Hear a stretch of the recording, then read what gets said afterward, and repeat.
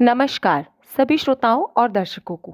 आज हमारे चैनल ऐतिहासिक यात्रा की यात्रा निकल कर पहुंच गई है सिंहासन बत्तीसी की पहली पुतली रतन मंजरी पे। रतन मंजरी ने राजा विक्रम के जन्म तथा इस सिंहासन की प्राप्ति की कथा सुनाई। आर्य में एक राज्य था अम्बावती। वहां के राजा गंधर्व सेन ने चारों वर्णों की स्त्रियों से 4 विवाह किए। ब्राह्मणी के पुत्र का नाम ब्रह्माविद था। क्षत्राणी के 3 पुत्र थे, शंख, विक्रम और भृतहरि। वैश्य पत्नी से चंद्र नामक पुत्र हुआ। शूद्र पत्नी ने धर्मंतरी नामक पुत्र को जन्म दिया। ब्रह्मवित्र को गंधर्व सेन ने अपना दीवान बनाया, परंतु वह अपनी जिम्मेदारी ठीक से नहीं निभा सका और राज्य से पलायन कर गया।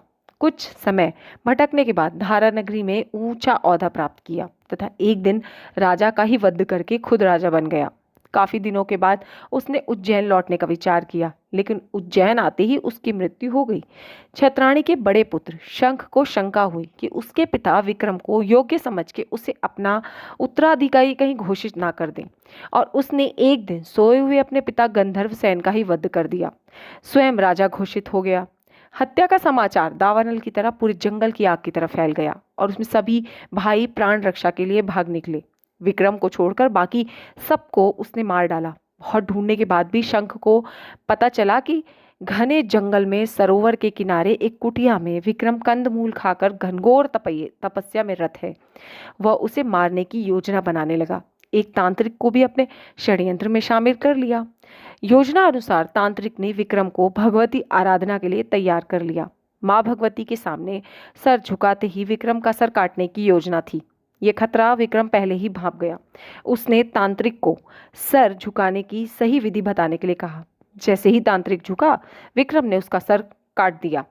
शंख की मृत्यु के बाद विक्रम राज्याभिषेक किए और एक दिन विक्रम शिकार पर गए और मृग का पीछा करते करते सबसे बिछुड़कर बहुत दूर निकल गए। उन्हें एक महल दिखा। पास आकर पता चला कि वह महल तूतवरण का है, जो कि राजा बाहुबल का दीवान है। तूतवरण ने बात ही बात में कहा कि विक्रम बड़े ही यशस्वी राजा बन सकते हैं यदि राजा बाहुबल इनका राज्य अभिषेक करे, और उसके लिए ये भी बताया कि भगवान शिव द्वारा प्रदत्त अपना स्वर्ण सिंहासन भी इन्हें भेंट कर दें।